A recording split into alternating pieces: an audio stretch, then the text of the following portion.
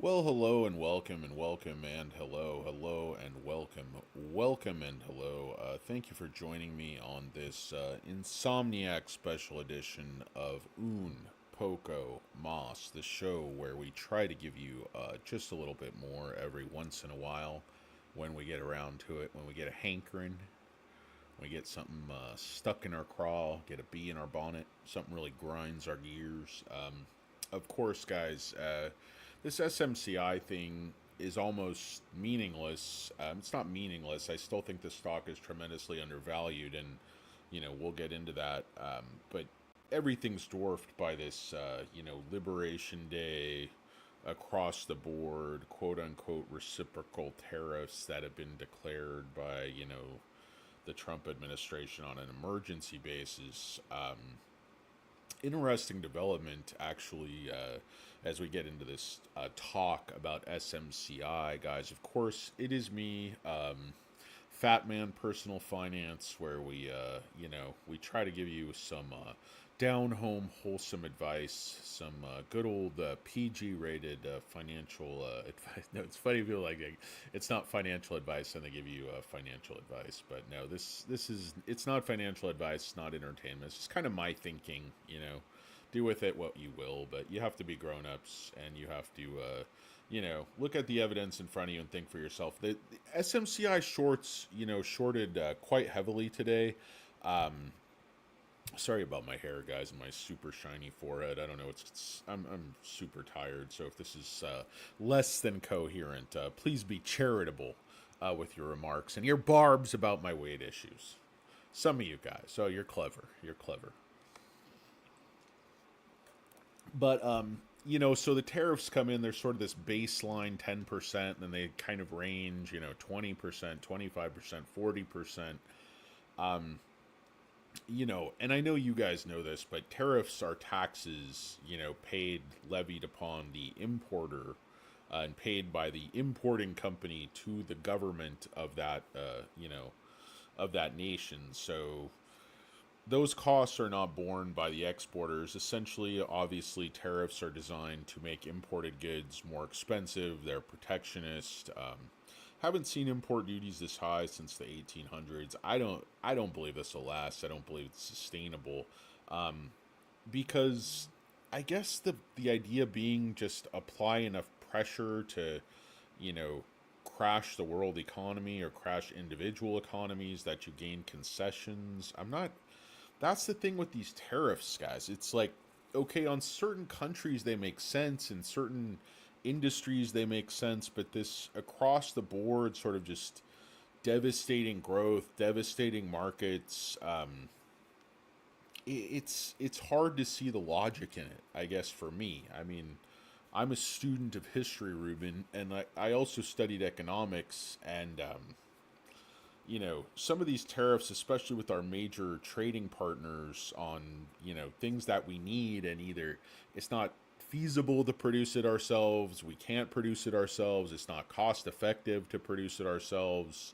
Um, there's a lot of reasons, trade makes sense. There's a lot of reasons division of labor makes sense. There's a reason, cavemen had to go out and hunt their own food and then make fire and then carve a shelter out of a cave and then turn berries into dyed and knit a nice dress for the missus or whatever it is. But as, societies develop divisions of labor, things become more and more efficient. And my fear is with these protectionist policies in this day and age is that, you know, other nations are not going to go, you know, to the mattresses like Trump wants. They're just going to bypass us and they're going to start to coordinate the world economy without us. And not only are we going to lose our American exceptionalism and all the soft power we've developed, in foreign policy and foreign affairs on the world stage since World War II, but we're also going to lose our position as a reserve currency. There are Wall Street Journal had a really good article actually, and I haven't been crazy about them lately, but anyway, I still read it, and they had an article that was really good on the consequences of these tariffs and how it's going to change the world order. And basically, while it might create certain winners and losers that are handpicked within, the United States economy, and, you know, the strata of how wealth is distributed in the United States, or how it's concentrated more accurately. But this is not going to have the desired consequences of growing a manufacturing base. You don't grow manufacturing by shrinking the economy and, turning, 4% GDP growth or 3% GDP growth or whatever it is, and into negative GDP growth, and turning, cooling inflation into heating inflation, where you're not going to be able to cut interest rates. I mean, just like, again, guys, I'm just a fat douche with, a reasonable education and half a wit at least.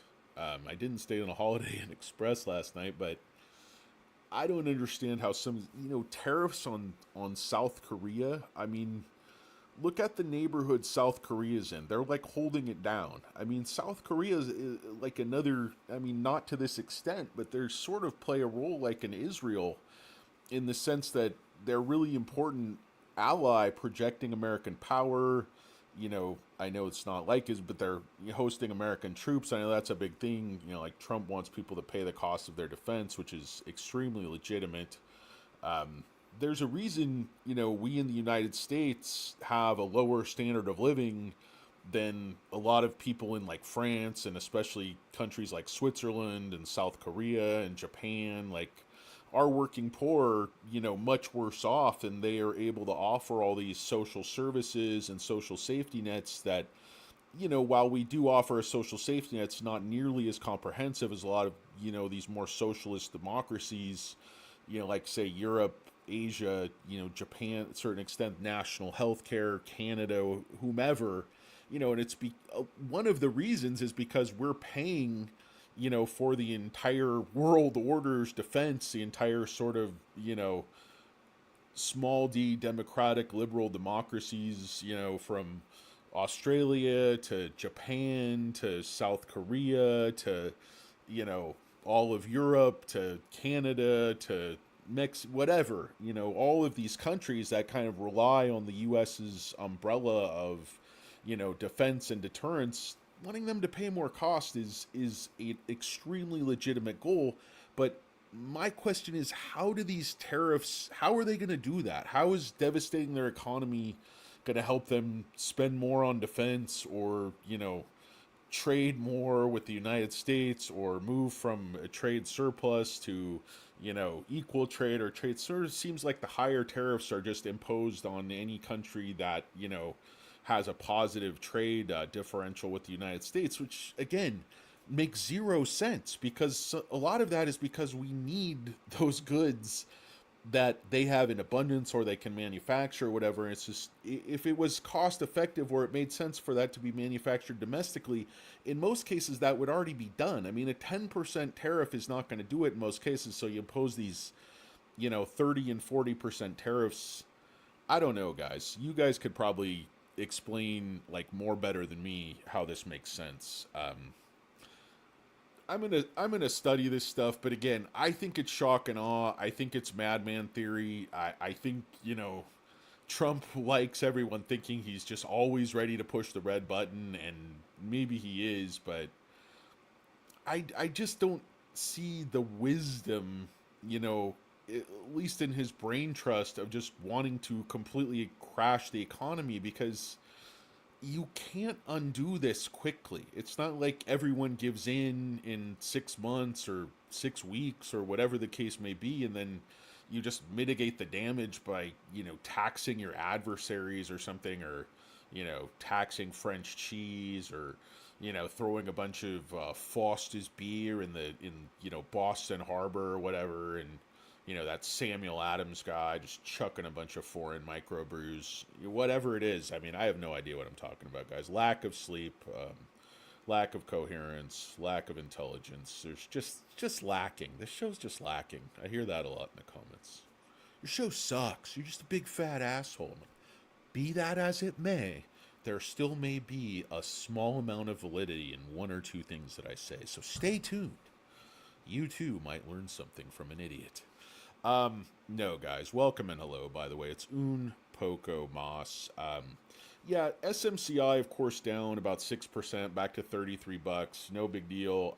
In my mind, again, like the stock was down at 18, came back down to 25, 60, 48. It's all over the place. But the bottom line is the multiples are far too low and they don't matter to me because I wouldn't sell the stock at 36 any more than I'd sell it at 30 or 28 or 40. I've been saying the stock's worth, $89. So if you say, okay, this is going to all result in like a 20% market correction, which is certainly incredibly realistic at this point. If, is Peter Navarro really running our trade policy? I mean, that guy's an idiot. That guy doesn't know what he's talking about. I mean, it's not a political thing. He's in la la land. He's not connected to reality, objective reality. The guy's a psycho, in my opinion. And who's actually steering the ship? Who's like the economist or, who's running things? Like who decided this was a good idea? This Besant guy? I mean, has someone made the decision that, like, just because you have a lot of money, you necessarily know how to steer the economy? I don't know. I guess it's just like I'm kind of dumbfounded as to, like, again, you have these goals which make perfect sense. It's like, okay, you want to stop fentanyl coming across the border. Brilliant. I think everybody's for that. So how are we going to do that? Trade war with Canada. You say, but sir, fentanyl doesn't come from Canada. Well, 1% of it does. But Canada's already doing all the stuff you wanted them to do to secure the border. Like, trade war. But you're going to destroy the entire auto industry. Like, all these people who voted for you, these working poor white people, are going to be just absolutely devastated. Does that matter to you? I guess we're about to find out, but I mean, we're talking, they're talking about short-term pain, but this is not going to be short-term pain. You can't completely upend the world order the United States has built, with us as the sort of central peg of that over the last, 80 years and just expect that you're going to put the genie back in the bottle.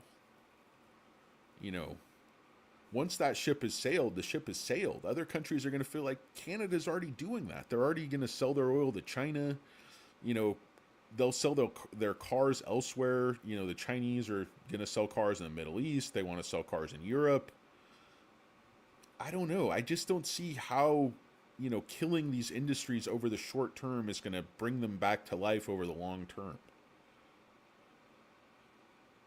When your country moves on and, had an earlier industrial revolution, has all these technological advancements that center in our country, university systems, highway systems, jet travel, the .com revolution, now the AI revolution, we're going to be moving faster. We're going to have more divergence in, wealth disparity. We're going to have higher standard of living overall.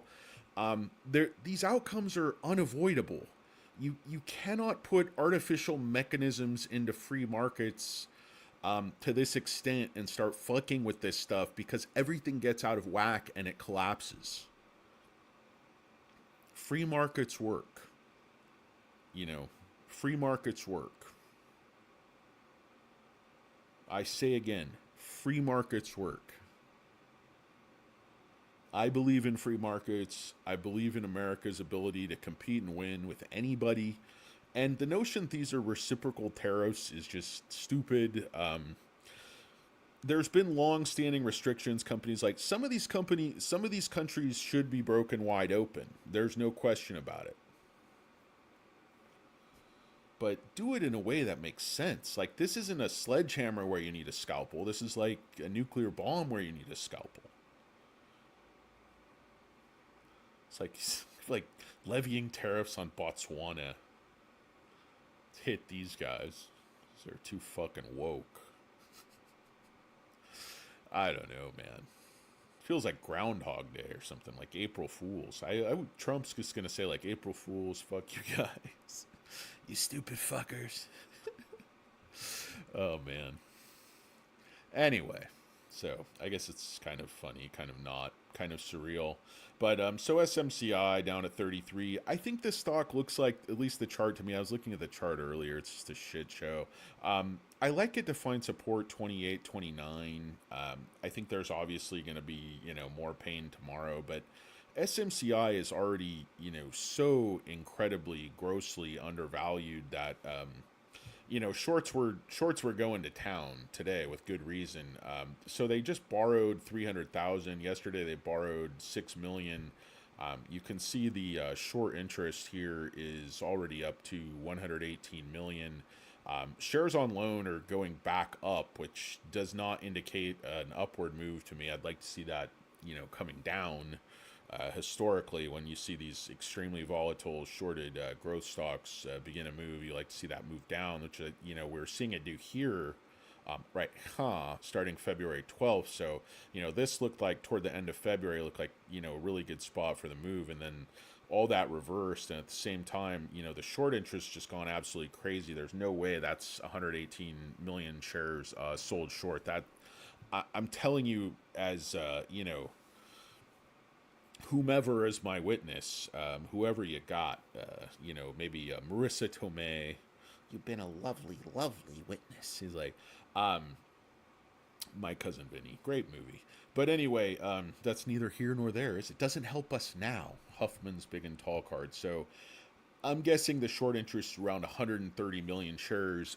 What would lead me? Of course, today was a good day to short because we had this, Renaissance Freedom Day, where I guess by freedom you mean just destroy my retirement plan, my account, just take my net worth and take it out behind the old dumpster and just beat the living shit out of it. But okay, so this is kooky, guys. The short volume ratio today, 68%. Yesterday, 65%. Day before that, 59%. So people with connections to the administration in these major investment banks, and I'm not saying the major investment banks are the ones necessarily shorting all these shares, but they're certainly a piece of the puzzle. And like anybody who's anybody knows, they're putting these policies in because it's already buzzing. They're already telegraphing it and be like, oh, he's not going to do it. It's like people are like, oh, Putin's not going to invade Ukraine, and they're like, he has his entire army there on the border. Like they can't afford to move all those. He's definitely gonna do it. But no, he won't do it. He's definitely gonna do it. And they're like, he did it. We're all shocked. And like, dude, Trump's telling you over and over and over he's putting on these. The only thing is I think a lot of people, at least according to a lot of articles that I read earlier, is people were expecting a worst case of sort of this 10% across the board, and then they were expecting carve-outs when much the opposite happened. Was the 10% was a baseline, and then you just had it go much, much higher from there. But in any case, the point is, if you look at these short volumes since the last report on 314, since the last one went live, you just see anywhere from 40s, 50s, one day in the 30s, and then these last 3 days on, pretty decent volume. I mean, it's been a little bit low, but these short volumes are just, you just don't see an aggregate short volume ratio of 68% on a stock of this market cap that's making money, growing rapidly. I mean, I know everything's shorted. When I saw this coming, I kind of shorted the market a little bit, but I'm just going to keep accumulating SMCI. And if you want to know why, if you want to talk about, DCF models that are way, way, way too conservative, again, I've been saying $89. So if you discount for these tariffs, 20%, off at $90, so you take out it's still a $70 stock. So it's still got more than 100% to the upside. And you say, again, you're just a big fat asshole. What do you know? Read this article and see if the math makes sense. This is Super Microcomputer Bullish Catalyst in Motion. This was today or tomorrow, depending on what time zone you're in. But this is DT Invest. He writes on Seeking Alpha. Don't look at who's writing it, look at the logic behind it. So, super microcomputer, strong buy, undervaluation, potential upside, driven by robust AI and machine learning adoption. SMCI's focus on innovation, liquid cooling, high density configuration. You guys know all this stuff. So, partnerships with NVIDIA, etc. My thesis. He already had a couple of articles on it. Recent overall stock market is still 11% higher compared to date previous thesis. The stock is still massively undervalued. Vast potential upside. Data center tailwinds remain strong for the company, and the management takes several steps to capitalize on such favorable environment. So the secular AI shift continues. This is kind of what I'm saying with like tariffs, however long they last, whatever happens in this trade war. The AI trend isn't going anywhere, because it's unlocking efficiencies, that just could never have been dreamed about without this technology. You have this vast troves of data, and it's just sitting there locked away. And, AI is just unlocking this data. It's just powering. I think the AI revolution is going to be far more transformative and powerful than even the dot-com revolution. I mean, I think like internet is like an infant compared to like AI is going to be like the masters of the universe. AI is like a full-fledged like Obi-Wan Kenobi level Jedi. And I don't know. What's the dot-com, like one of the hill people or something? Oh, what was that? What was that character everybody hated? It was like funky looking dinosaur in one of those remake movies, like Jar Jar Binks. Anyway, so he's able to catch the Star Wars, the Hollywood Bowl, LA Phil. That's always fun. So anyway, despite such rapid penetration, AI and machine learning users, there's still room to improve. As above chart, McKinley suggests penetration is still quite low. So AI revolution is just beginning. It looks like a major tailwind for SMCIs. Accelerated AI adoption will inevitably lead to higher demand. So it's not only physical unit orders, but it's the industry will demand in terms of efficiency and performance. So this is playing right into SMCI's hands. Based on SMCI's rapidly increasing R&D budget, we can reliably assume people are like they're incinerating money, like their executives are faking orders and embezzling everything, when in fact they're building factories, spending money on R&D, spending money on new campuses, expanding. They're spending money on all the right things. But people just want to pretend otherwise. Like they want to pretend they're not growing, they want to pretend they're not making money, they want to pretend the debt's not manageable. Basically, everything that's actually happening, the bears have to say the opposite. Because if you remember, what the short thesis was in that Hindenburg report, it was that there were these, related party transactions that were somehow illegal or suspect or not being declared. And there were a little tiny bit, a tiny fraction of their actual numbers are these related, and there's nothing really wrong with what they're doing if they're not declaring it properly or often enough or something like that. But the big thing was that they were going to have to make all these like write downs and restatements of their financials because everything was a friend. It turned out that that was completely wrong. Now it didn't matter because the veracity or the truthfulness of what Hindenburg is alleging doesn't matter, because the damage is done. Because when they released the short report, it crashes the stock, and they openly said, even on their website, like they partner with hedge funds to short stocks and they split the profits. So those are the hedge funds that made money shorting. And I'll come back to this article in 1 second, but one thing I want to point out is just like there's mechanics to shorting. People are like, oh, the stock is going down, that means the shorts or the bears are in charge.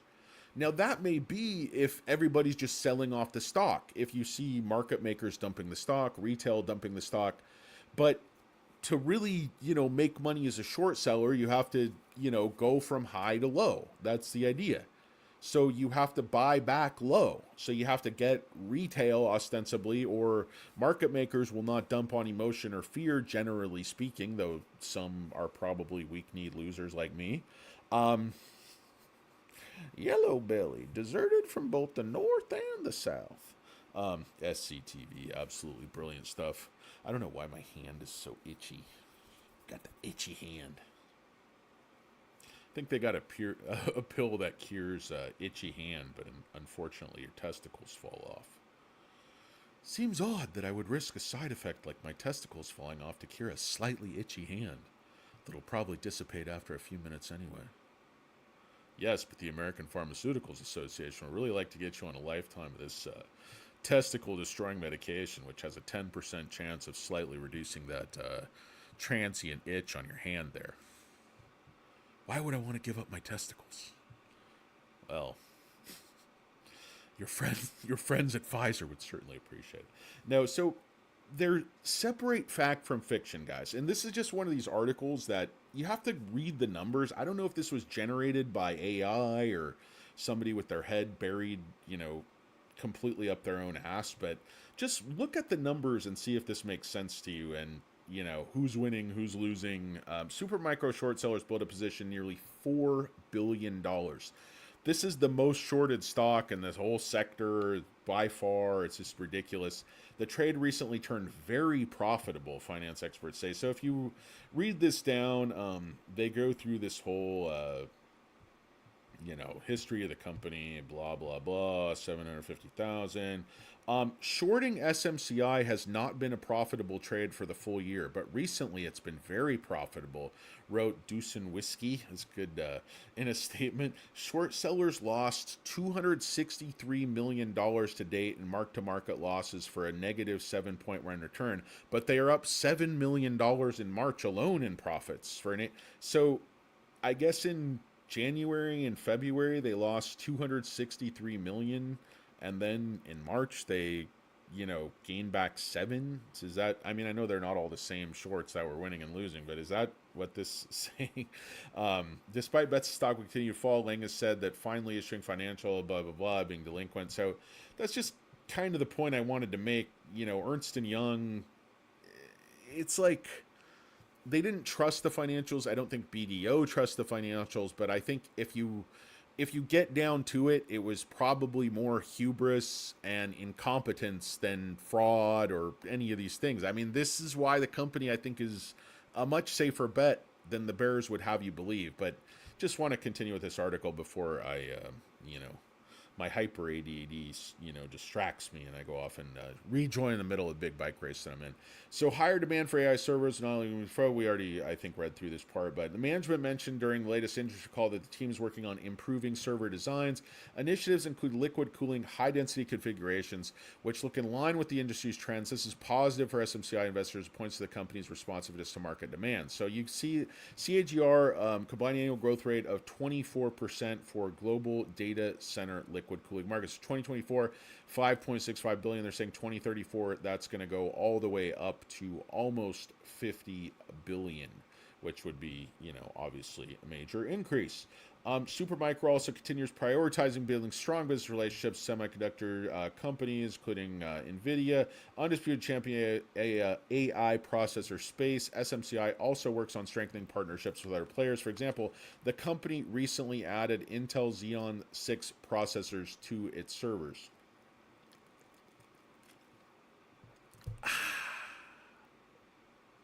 I don't think enough U-turners go into the microphone. Like an old 7-Up commercial. No caffeine. Where'd that go? Crisp, clean, never had it, never will. It was like the student in a crisp white suit. I don't know. How'd they decide to start coloring sodas black? Like, who wants to drink a dark colored liquid? Was that motor oil? Oh no, it's Mr. Pibb. Hey, give me a Mr. Pibb. I love Mr. Pibb. How'd you find Mr. Pibb? Haven't seen it at a store in many, many years. Fond memories of my grandfather fishing used to give me a... Shut the fuck up! Oh, fuck you guys. Thanks for joining me on Poco Moss, by the way. Oh, it's so exciting. This show sucks. Anyway, guys, I gotta wrap this thing up and get through this article. The point is, guys, and you'll see at the end, this stock is just absurdly undervalued. Doesn't matter what they do. Doesn't matter how much you discount it. Doesn't matter how stupidly conservative you make the DCF models. It just they fugazied us on this one. They got our balls on a cheese grater. That's what they're doing. Prioritizing innovation expansion so we know the new campuses. SMCI's healthy financial position is another solid, positive strategic factor. Low debt levels together with 1.4 billion cash ensures that they're capable of supporting further investment and innovation. Therefore, the recent SMCI ratings upgrade from JP Morgan looks absolutely fair. Despite competition risk, analysts expect SMCI to benefit from the ramp Blackwell, we know all that. So they upgrade to $45, which is 33% upside. Intrinsic value. This is where we look at two DCF models. One I think is fairly conservative and one is absurdly conservative. And look at where they start in year one. They start next year with the revenue projections, analyst consensus, which they're still leaving at $33.56 million. Notice year two is $39 million. JP Morgan just told us that year one should be $39 million. Uncle Chucky told us that year one should conservatively be $40 billion. Who are you going to believe? Who are you going to believe? JP Morgan, Uncle Chucky, or,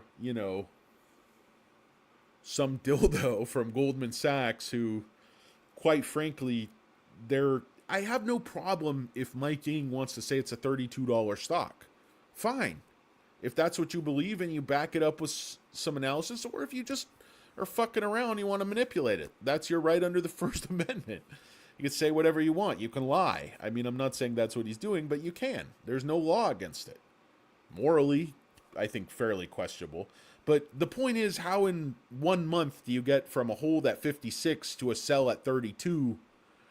What happened to make the stock worth half of what it was a month ago? And the answer that they come up with is this sort of generic, margin pressure and competition. And again, the competition in HPE's all but folded their tent, waving the white flag, making the brown noise. And Dell is a strong competitor, but I don't think anybody credible says Dell can compete or at least exceed. They're behind SMCI in liquid cooling. They're clearly behind liquid cooling, density, efficiency. Yes, they have a better cash position. Yes, some customers would probably rather do business with Dell. But if you look at what, the article they just wrote about Apple a couple of days ago, they're saying they're investing, $1 billion or whatever, going to be 400 major servers, and they're using both Dell and SMCI as the major suppliers on the project. And this swimming pool's big enough for, at least two players going Marco Polo. You don't have much of a game of Marco Polo by yourself. Marco.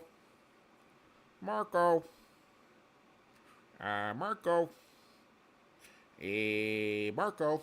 It's like nobody there. You're just swimming around with your eyes closed. Got to get another guy in there. You got to get your Uncle Chucky in there. Go, Polo. He goes underwater, kicks you right in the nuts. I think that's how the game goes. So in the first DCF model, if you guys understand these, they're a little bit hard to understand, but read a simple explanation. It's really not that hard to understand. The perpetual growth rate, same 4% given SMCI's robust AI exposure. Remember that when they're at a 4% growth rate. Remember that when you read the next one. Revenue assumptions, next 1-2 years are from consensus. That in alone is throwing the model way off. If you start at 33 when you should be starting at 39, 40, 41, consensus is for assholes. Consensus is, the guy from Susquehanna, his price target is $15, which means his revenue target is probably like $10 billion revenue they hit 4 years ago, or it's half-ass. He's limping in, guys. He's limping in. Wants to see the cards. Scott Doyle Brunson. The base year free cash flow margin is 0 due to heavy R&D and CapEx spending. Starting from year 2, expect free cash flow margin increase by 1 percentage point yearly. So I think that's fairly conservative.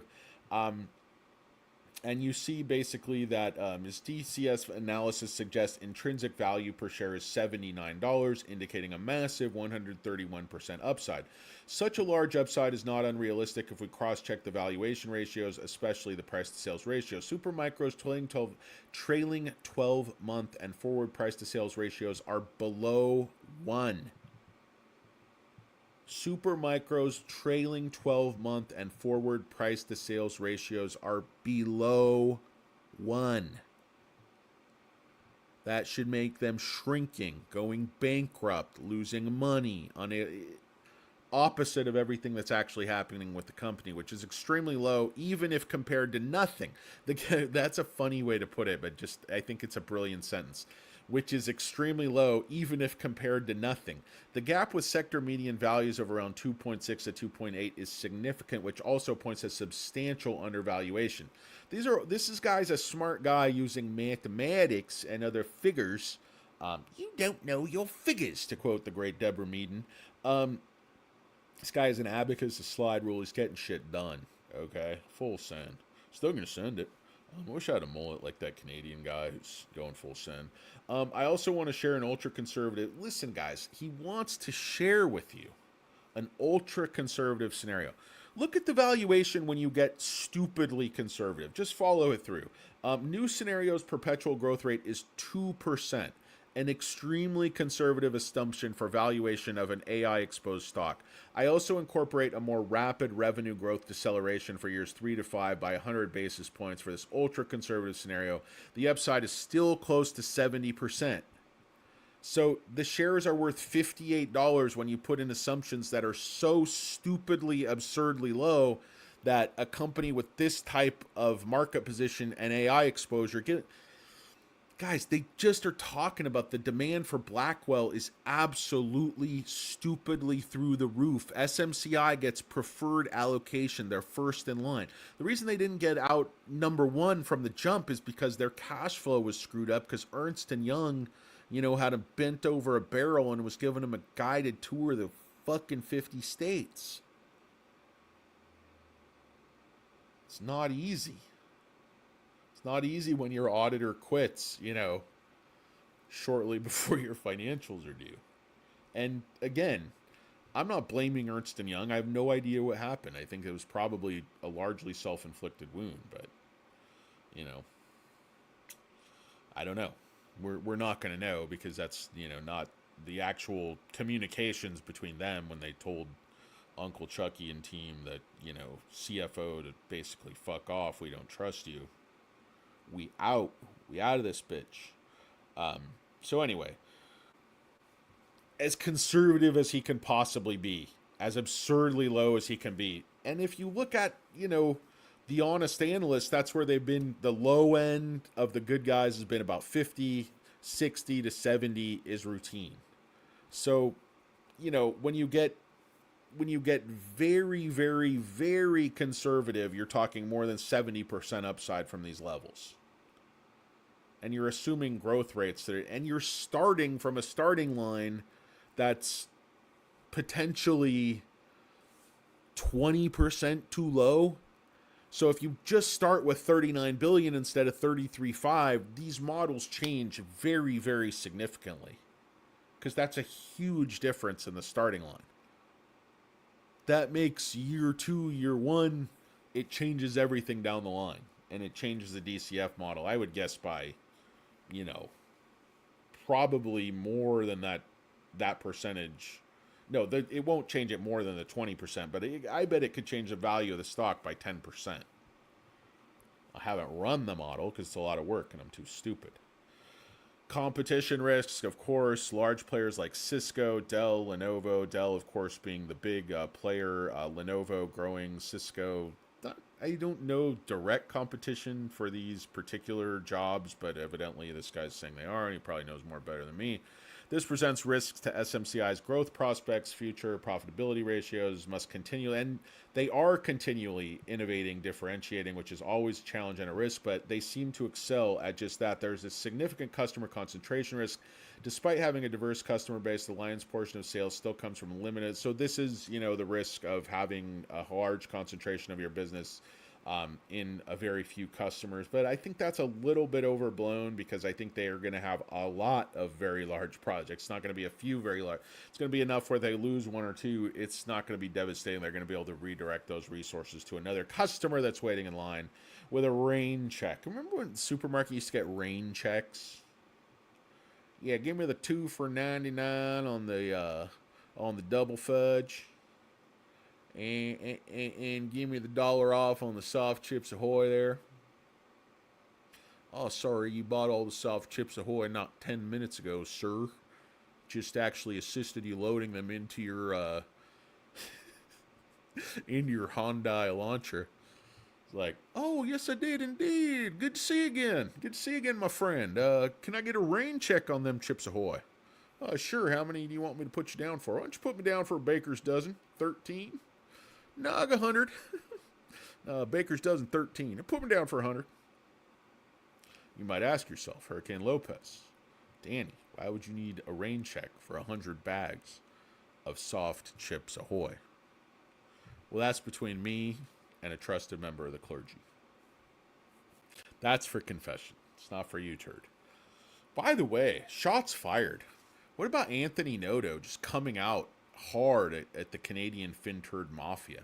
I think he's had enough of being talked down to by the likes of the great Tevis, Tanner, and that, dude they got to, I don't know. They kind of rotate the other guy now, and there's one dude talks about like Bitcoins a lot, and there's this other dude.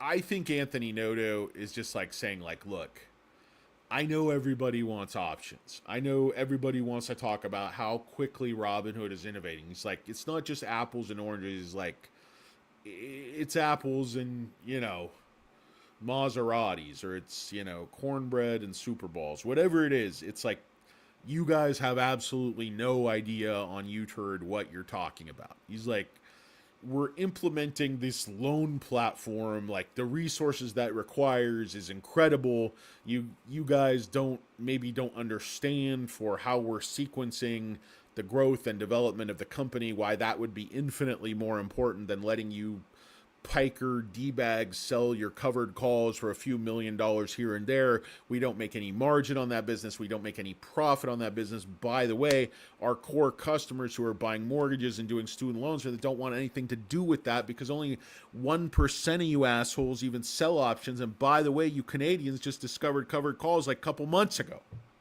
Now you're experts. Now you're talking down to TJ the Wheel Deal. Now you're going to have Nod Lurker trying to explain to him how to shave his head, trying to borrow his bowling ball polisher to take care of his needs. And then you have anarchy, my friends. And then you have anarchy.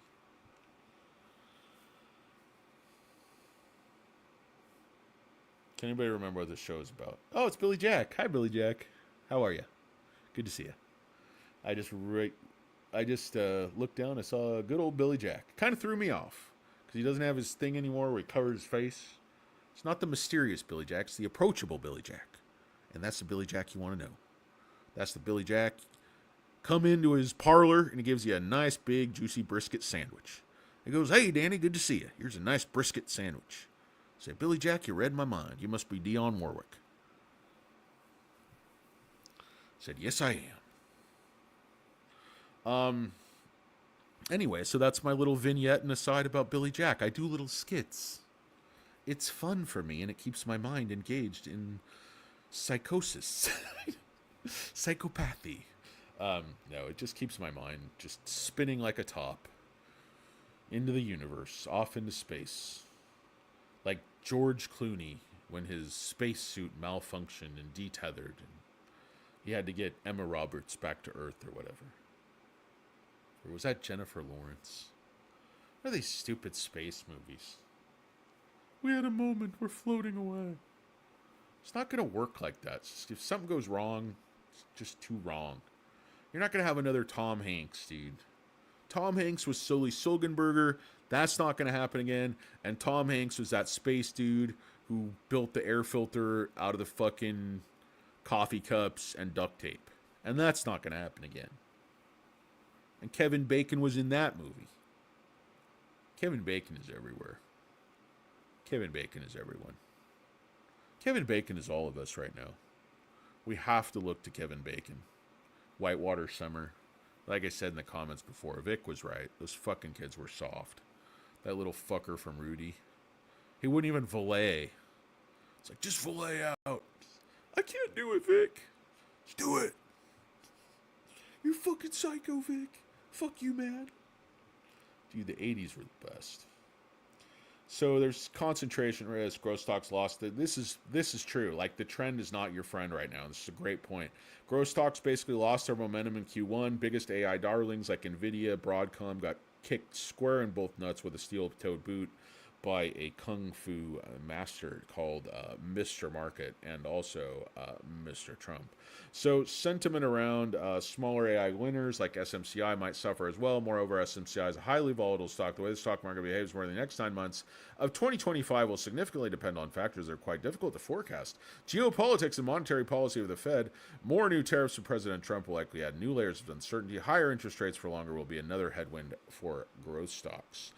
So in summary, guys, just to sum things up and give you a bit of a summation, the company is well equipped to continue aggressively capitalizing on the secular AI trend. The accelerated AI and machine learning adoption is a certain tailwind, and it will inevitably boost demand for SMCI's innovative and energy-efficient servers.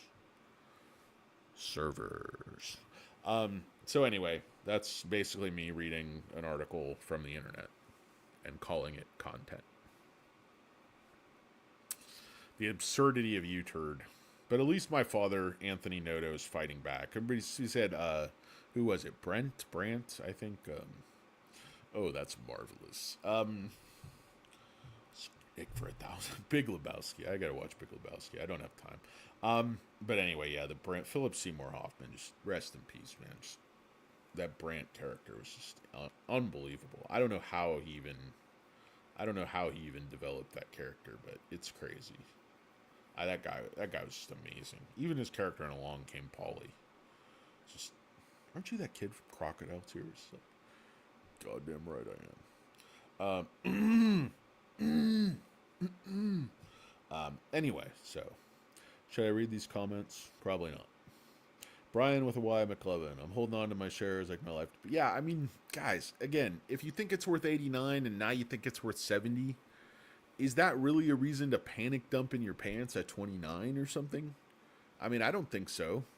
I don't think the AI trend is going anywhere. China's going to continue. We're going to have to continue. Europe is going to definitely redouble their efforts now. And I don't think this trade war is going to be like, the 1800s. I don't think you're going to get into this sort of feudal system where you kind of have these rings of influence. I think the global cat is out of the bag. I think money, goods, energy, information, they flow globally.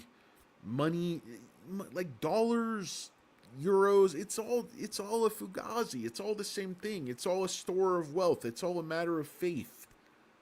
And the United States, I don't think we want to pull all of the, sort of intellectual capital or whatever you want to call it. Not intellectual, but just all of the goodwill that we've developed. There are better ways to go about this. I feel like, hopefully I wake up tomorrow. This is a bad dream. We're not down, 10% across the board. But, this isn't an SMCI issue. Everything's down after hours. Everything's crashing. With good reason. People like the one of those CNBC guys who's always on, I forget his name, he's one of the older guys, so he's just never seen anything like this, the market react to anything, because we've never had policies like this. Not in our lifetime, not in his lifetime, not in his, father's lifetime, grandfather's lifetime. And, the last time we had anything like this, a lot of people argue, led to the Great Depression. But other people say there's other factors, all this stuff, I'm not expert enough to make such pronouncements. But, yeah, if there's a method to the madness, I'm just not seeing it. I don't understand how this is in our national interest. Definitely doesn't advance values, but I don't even think it advances our economic interest. I think if you have goals and people agree with those goals, that's wonderful. But as the phrase goes, the devil is in the details. And there are a lot of things you can do to, jumpstart these industries that are suffering in a lot of these like hard hit, like red states, coal states, rust belt states, manufacturing states. There's a lot we can innovate our way out of this. We can't isolate our way out of this. We can only innovate our way out of this. We have to confront the fact that, our schools are failing. Yes, the immigration policy is all fucked up. It's all disjointed. It's all disorganized. We have all these disparate programs. Nobody knows what the hell's going on, which affects labor, which makes everything uncertain. The market hates uncertainty. Companies can't plan for capital investment. They can't plan for anything. They can't plan for their labor force. They can't plan for hiring. They don't know what's happening from one day to the next. Imagine being one of these foreign governments that's getting completely crushed by this. And I mean, I know like some of these guys in the administration might think it's amusing, but it's not. At least in my opinion. You don't just want to, tear down the global order. You don't know what's going to emerge, and I know you think you're going to run it, so it doesn't matter. It's not how it's going to happen. It's not how it's going to play out. Read The Economist Center. Everybody else is not just going to roll over and play dead and do a Sir story. They're already planning to take us out of the loop. We're throwing away far more than we're gaining. We're just giving away all of our leverage. I don't get it, guys. Obviously, I'm not a fan of these actions. Maybe you guys are. I don't know. I think it's just stupid on steroids. I mean, a lot of it makes sense. A lot of the goals, the sentiments, not wanting to be ripped off, all these things. It's just, how do you get from A to B and do so in a way that, you're not shooting yourself in the foot. You're not, cutting off your nose to spite your face or whatever. You're cutting off your wiener to spite your face. And that's even more spiteful. You got no wiener. And you're like, face, I got you. And your face is like, no, you just have no wiener now. You're like, I didn't think this through. Nope, you didn't. I'm still here looking pretty. You're the guy with no wiener. We don't want to be the country with no wiener. Proverbially. Am I right, Billy Jack, or am I crazy? Let's see. Ohad Masika, how you doing? It's the great Garrison Simone, or Simon. I like to say Simone. Jeremy Siegel. Oh, Jeremy Siegel's funny. Is that the dude? Yeah, I saw him on, he did a really funny bit on Gary Shandling's show. Anyway, I think it's back past, yeah, I mean, it actually, like, that's the thing. It went down 6% after hours. It, nutsack dive. Basically gave it the old giant piss hammer down to, like, back down to 32, which again is fine. It's not a problem on the chart. Down to 32.72, and then overnight on Robinhood back up to 33.24. So we were just here like yesterday. This is absolutely no reason for panic. No need to argue. Name that band. Oh, it wasn't Siegel who said it, Garrison. It was a guy with an F, like Froder, I don't know. So it's Frogger. I'm terrible with names. I can only remember you guys' names because they're sit right here. Nothing is real in the Matrix. I couldn't agree more, Jamie. What difference does it all make anyway? It's all ones and zeros. Am I right or am I right? Future Hope. Please help me, Hurricane. I wish I could, man. I'm not Obi-Wan Kenobi. I'm just a fat, middle-aged, suburban douche. Just douching around. Just man-boobing for fun and profit. I got a new system. It's an addition to the Tebedaki method. Specifically designed for man-boobs. It's not pretty, guys. It's not pretty, that line of sweat. You're exercising real hard. Hey, sir, it looks like a clown just ran into you with a wet face. Nope. Just ironically, the happy face of man boob sweat. And two nice happy faces telling me I worked hard. I worked hard and I got man boobs. Bittersweet, bittersweet. I'm doing the right thing, but I'm bouncing my way to fitness. Oh, man. Let's see. I sold 1,500 SMCX, can still hold it through the tide. Please let me know because I'm new to daily defiance. I need your reassurance. Yeah, it's just like the annual fee is like 1%. It's not that bad. It's not one of those funds where it like all resets and you can only hold it intraday. It's not one of those funds at all. That's not what leveraged ETFs are. No, you can go ahead and hold it, but if it retracts another 20%, you're gonna wish you didn't. Future hope is gonna wish for his future self, would go back and kick his current self right square in both nuts and have him dump that SMCX at a huge loss and turn those paper losses into realized losses and turn the shame into dread, turn the self-loathing into self-hate, turn the depression into like a full-blown episode.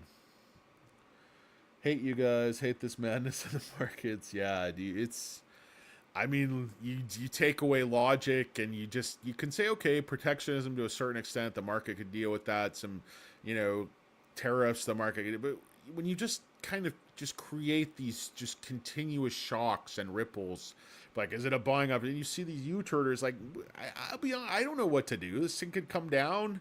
Should you buy? I have no idea. You should buy right at the bottom, of course. But that was at 17 a while back. We're not going back there, guys. We're just not. The multiples have to make sense to a degree.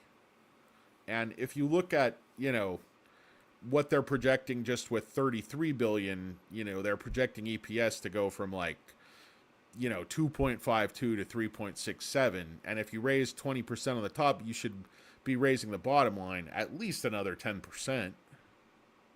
At least that would put you at $4 from 250. I mean, that's some sweet action. Anybody who could say earnings aren't growing, going from 250, and that's I believe factoring in the expected dilution. The nice part about it is, insiders own a ton of the company, institutions own a ton of the company, and everything else, way more than that, is sold short.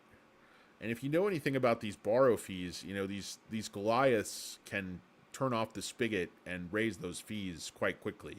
And I believe when that happens, you're going to see the move start. And sometimes they like to run these things up on deep red days. They like to go completely contrarian, completely oppy.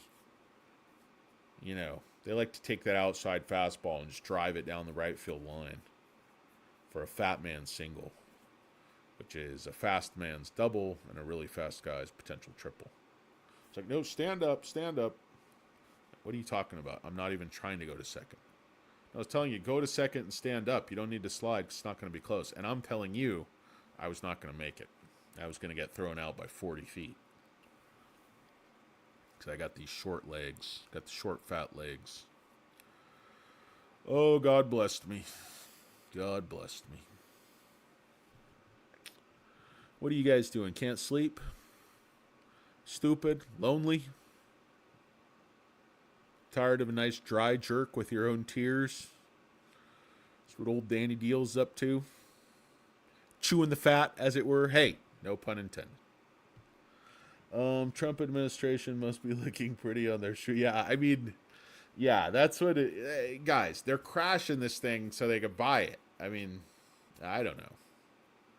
Crazy like a fox, am I right? Yeah, I agree, Gary. This is exactly what I'm talking about. That's why I keep saying don't panic. It's madman theory. He just wants everybody to be afraid of him, everybody to be disoriented, everybody to be on their toes, so he can, extract the concessions he wants to extract. Oh, he wants to extract. He wants to squeeze you like udders. He wants to squeeze you hard.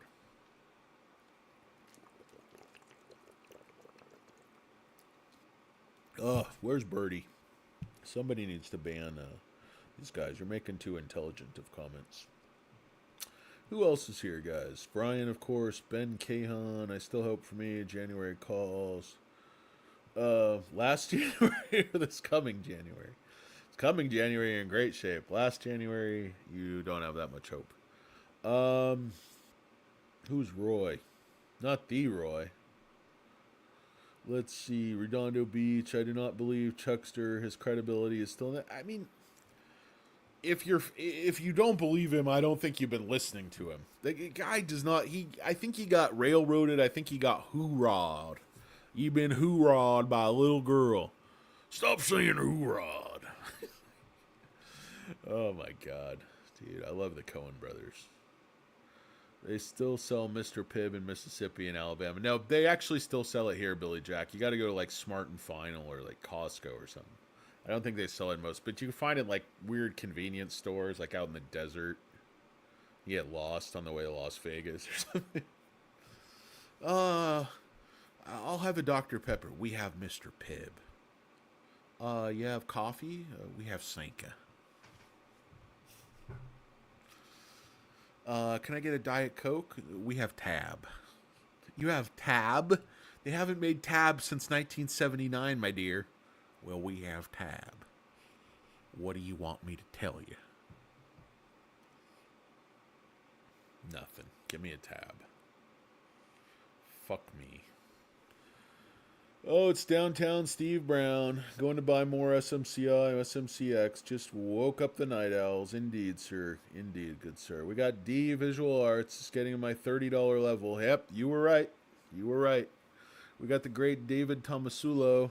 I'm still waiting for the new CFO. Uncle Chucky had to appoint a new CFO. Yeah, no, I think I said this yesterday, David. I think he's trying to snow us. I think he's trying to, keep this asshole who keeps doing the fraud or facilitating the fraud or looking the other way, for whatever you want to call it. At least the fall guy, anyway. This David, I guess. He sounds so sharp, too. That guy sounds really capable. So I don't necessarily want to lose him either, but it sounds like we need to jettison him immediately. He's a cancer. I don't know, but apparently he has a very good working relationship with Uncle Chucky. They're fond of each other. He has a hell of a lot of stock options. Anyway, it's the great Garrison Keeler. Lonely, but happy to watch you, brother. Thanks, man. Oh, we're all lonely. That's why we're on YouTube. Chucky is a believer. You can tell when he's talking. Ben, exactly. Are you so stupid you can't tell genuine from not genuine? Are you so stupid that you can't tell a genius from a fraud? Somebody who might be been a little weak and not stood up to the CFO and now understands his obligations, and they're bringing people on board that are definitely going to stand up for this guy and make sure they're doing everything 110% by the book. Guys, when you're a little $1 billion company barely getting by, making almost no money, and you're trying to cash stock options and trying to make bonuses and stuff, you cut some corners. When you grow that little $1 billion company in just a few years to a $40 billion company, your stock options are now worth billions and billions of dollars, the insiders, you're not going to get stupid about cutting these corners and putting all that at risk when you're worth hundreds of millions of dollars. It's just not going to happen. So, I mean, Uncle Chucky and Aunt Sarah have like 67 million shares. You know how much money that is? Do the math. Even at $30 a share, that's a couple $1 billion. Everybody's freaking out when they sold $2 million worth of stock to buy boxed wine and box exactas. Oh, I hate you guys. I hate you so, so much. Dude, I drink my Kool-Aid straight up. When I drink my Kool-Aid alone, I prefer to be by myself, Ben. I really don't think I drink any Kool-Aid. I think everything I say is 100% reasonable. The numbers I use are 100% true. I'm logical. I'm smart. I make money.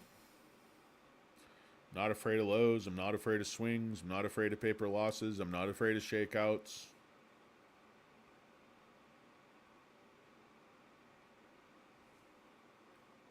I mean, are you going to be a fear-based investor? Or are you going to grow a pair? Put your big boy pants on and say, hey, I'm not, even if they scare the living shit out of me and I just shit my pants, I'm not going to sell what I believe to be an $89 stock at $29. I'm just not going to do it. And even if they drop it to 25 and I shit my pants again, I'm still not going to sell. Why? Because market makers are buying the entire company and insiders are not dumping and they own way too much stock. And if the company was going down, they would have sold at 60, or they would have sold at 48, or they would sell right now. And they're not. So, just because I'm a fat asshole doesn't mean I'm necessarily wrong. Those two things are not mutually exclusive. Just because I have a painful pimple formulating on my forehead where my hat brim falls and I've been wearing a cap too much, like a jerk off. A little 12-year-old. What do you guys think about people that wear hats in restaurants? You think people people don't even do that anymore? Like, take your hat off while you're eating. Not like Tony Soprano making that dude take his hat off. Oh, those were good times. Yeah, I mean, if it goes to 25, I'll certainly. I already said I'm all in. I'm not all in. I'll buy way more. But no, it's 25 is not that far down. I mean, it was down there not long ago, and it's just so much fear and uncertainty. Market hates it. Just things will come back to their true value, their intrinsic value. Things always revert to the mean, guys. But anyway, I appreciate you guys watching so much, guys. It's Un Poco Moss. We try to give you just a little bit more. It's Danny Deals, Hurricane Lopez. They call me Cornbread. Because I am moist, doughy, I crumble under pressure. They call me the tugboat because I'm short in stature. I pull more than my own weight, and I rarely go far from my home port. They call me Stubby Cohiba because of an unfortunate manscaping accident I had in the early 1980s in Miami, Florida, when I was trimming my pubes with my old stainless steel Vitamix. Never try that, guys. Ipso facto, yada, yada, yada. Now they call me Stubby Cohiba all throughout South Florida. They've been known to call me Stock Karen. I want to thank, of course, the great Princess J. I want to thank QT. I would like to thank, in absentia, the great Not a Lurker, the great J Money. Would also like to thank, of course, the great Alberto Berti Avilés and his special someone, Lisa. Would like to thank Brian McLovin with a Y, OVS. There's definitely a B on my hat. I'm not wearing a hat. It's technically bad etiquette to wear your hat inside. I agree with you. There's all kinds of things that are bad etiquette, but people do it.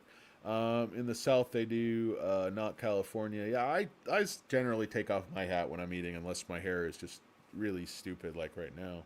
I did my 15. Yeah, I mean, a lot of people are doing that. It's just future hope. It's just a way to gain more leverage. So if you believe there's no downside and more upside, I wouldn't argue with you, but I can't give financial advice because I'm a fucking idiot, guys. Why would you want to listen to a fucking idiot, huh? You wouldn't. Be smart. Be smart. Don't be stupid, you moron. Peace, guys.